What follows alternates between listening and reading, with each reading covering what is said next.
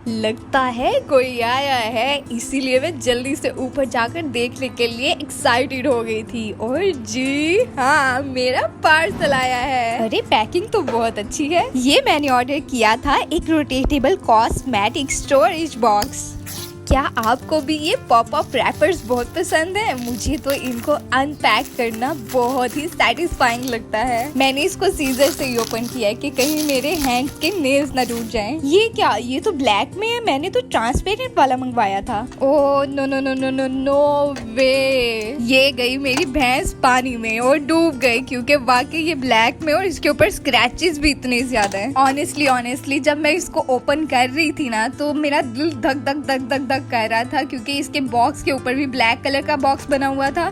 मुझे लगा शायद अंदर ट्रांसपेरेंट वाला होगा। ये देखें, अब मैंने इसको असेंबल करके ऊपर चीजें भी रखी हैं, इसको रोटेट करके देख रही हूँ, लेकिन रोटेट करना बहुत ज्यादा टफ हो रहा है। ये तो यूज्ड है और पक्का मेरे साथ फ्रॉड हुआ है। बाहों में बाहें और सामने है जबरदस्त सा व्यू। इस गंदी सी लिफ्ट को इग्नोर करते हुए मैं सिर्फ सोचने वाली हूँ अपने स्पेशल डे के लिए, क्योंकि मैं जा रही हूँ डेट पे।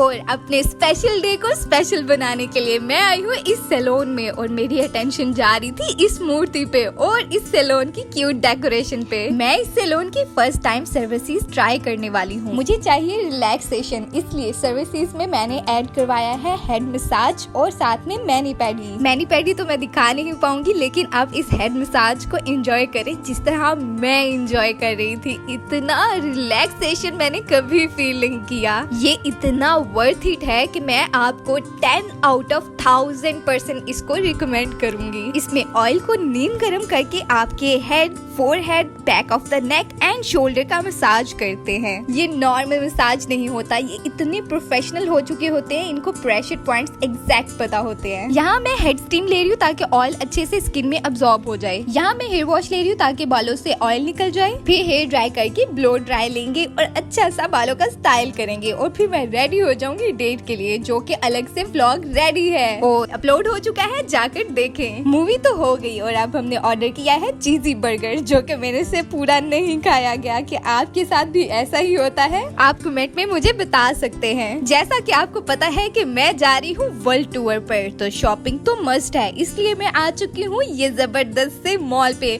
जहाँ पे भरपूर सेल लगी हुई है और सेल के साथ साथ इतने जबरदस्त बैग्स, शूज और कपड़े हैं। क्या आपको भी मेरी तरह सेल पसंद है? मुझे जरूर बताइएगा अपनी राय। यहाँ पर मुझे ये चॉकलेटी बैग बहुत पसंद आ रहा था, लेकिन मैंने सोचा कि अगर मैं यहाँ से ले लूंगी तो दुबई से क्या लेंगे, इसलिए मैंने रुक किया कपड़ों वाले सेक्शन में। यहाँ पर मैंने बहुत सारे कपड़े ट्राई कर देखे हैं, लेकिन यहाँ पर मुझे कुछ खास पसंद नहीं आया, इसीलिए सोचा कि चलो छड्डो जी ते चलने ऐसी बार। मॉल के बाहर ही पार्किंग एरिया था आई थिंक, और यहाँ पर लंबी सी लाइन लगी हुई थी टुक टुक और गाड़ियों की। टुक टुक कहते हैं यहाँ पर रिक्शे को, और मेरी कार भी इस लंबी सी कतार का हिस्सा थी। कार में बैठते ही मुझे हल्की फुल्की सी क्रेविंग हुई, फिर मैंने स्निकर बार फुल खत्म कर दी।